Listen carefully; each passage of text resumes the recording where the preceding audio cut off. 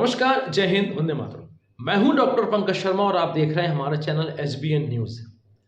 आज हम बात करने वाले हैं मध्य प्रदेश में ऐसे भूचाल की, जहां पे बात होने वाली है भारतीय जनता पार्टी में एक ऐसे कद्दावर नेता के शामिल होने की, साथ में उनके 10 विधायकों के शामिल होने की। और ऐसा कहा भी जा रहा है कि मध्य प्रदेश के लगभग 3 महापौर अपने सदस्यों के साथ, अपनी टीम के साथ और कमलनाथ भारी जन बहुमत के साथ भारतीय जनता पार्टी की सदस्यता लेने वाले हैं।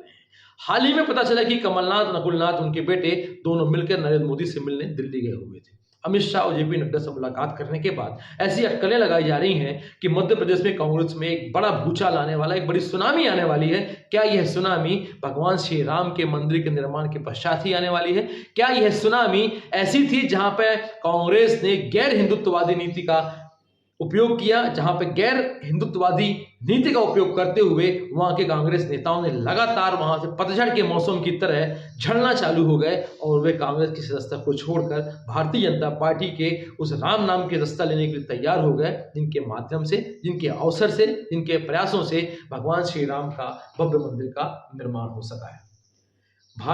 यदि हम बात करें मध्य प्रदेश की, तो मध्य प्रदेश की कांग्रेस पार्टी में ऐसा कोई भी कद्दावर नेता नहीं बचा है जो नरेंद्र मोदी की टीम के सामने अपना झंडा गाड़ सके। जी हां, बिल्कुल आप सही समझ रहे हैं। कांग्रेस पार्टी के अध्यक्ष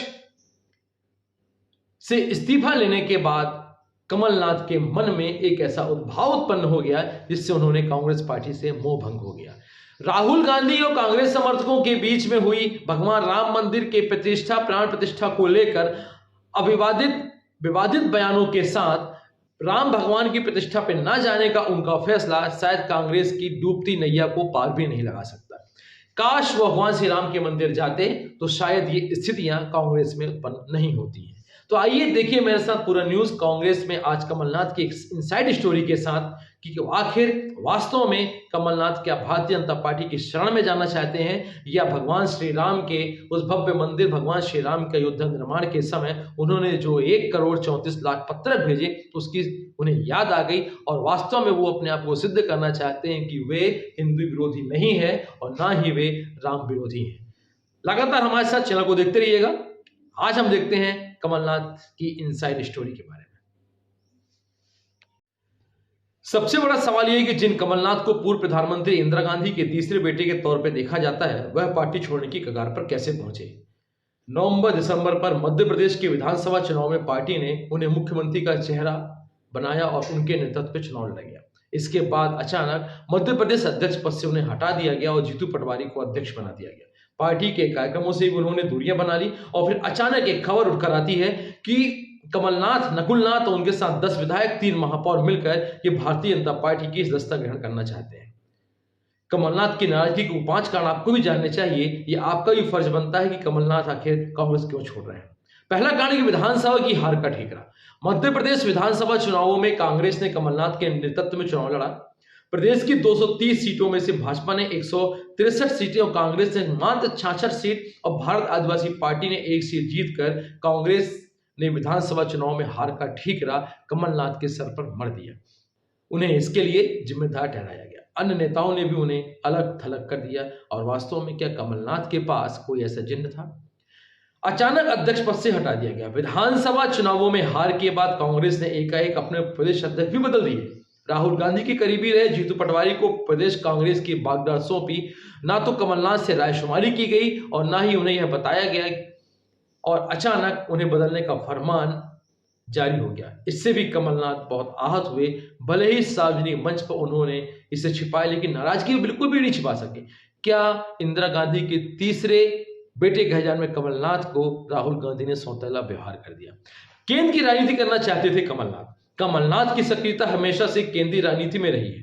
तो 2018 के विधानसभा चुनावों से ठीक पहले उन्हें मध्य प्रदेश भेजा गया था, जब सरकार चली गई थी। 15 महीनों के लिए कमलनाथ मध्य प्रदेश के मुख्यमंत्री के रूप में अपना कार्यकाल निभाया। अचानक उन्हें दिल्ली बुला लिया जाता है। इसके विपरीत पार्टी ने उन्हें मध्य प्रदेश में ही उलझाए रखा। 2023 के विधानसभा चुनावों में हार के बाद कमलनाथ फिर दिल्ली जाना चाहते थे, लेकिन पार्टी ने उनकी बिल्कुल नहीं सुनी। मतलब कहीं ना कहीं सौतेला व्यवहार कमलनाथ के साथ किया गया। राज्यसभा से टिकट भी नहीं मिला। कमलनाथ राज्यसभा का चुनाव लड़कर केंद्रीय राजनीति का हिस्सा बनना चाहते थे। उन्होंने कांग्रेस विधायकों के लिए एक डिनर पार्टी भी रखी हुई थी।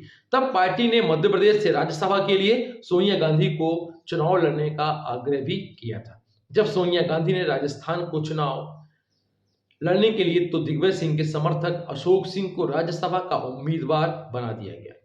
यह पूर्व मुख्यमंत्री को अच्छा नहीं लगा और उनके दिल में कहीं न कहीं ठेस बन कर रहेगी। आइए जानते हैं पांचवा और आखिरी कारण कौन सा था। चुनावों में दिग्विजय सिंह से अनबन।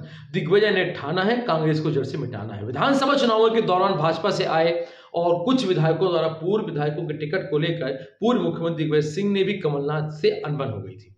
कमलनाथ का एक वीडियो भी बहुत ज्यादा वायरल हुआ था जिससे वह टिकट मांग रहे थे। नेताओं को कह रहे थे कि जाकर दिग्विजय सिंह के कपड़े फाड़ो।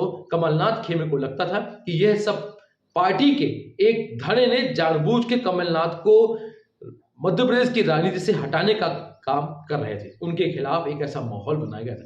कहने का मतलब यह है कि कमलनाथ यानी एक ऐसा नाम जिसे मध्य प्रदेश ही नहीं देश में कांग्रेस का पर्याय माना जाता है। गांधी परिवार का सबसे करीबी और वफादार नेता सोनिया गांधी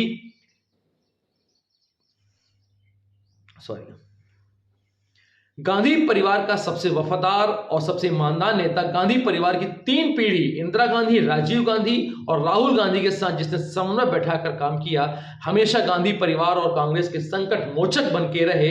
पार्टी में इतने ताकतवर थे कि जो भी वो कहते थे वह अंतिम आदेश होता था। वैसे तो कमलनाथ का जन्म उत्तर प्रदेश के कानपुर में हुआ, लेकिन उनके 44 वर्ष के सियासी सफर का साक्षी मध्य प्रदेश ही रहा है। दरअसल कमलनाथ और संजय गांधी दून स्कूल में एक साथ ही शिक्षा ग्रहण करते थे।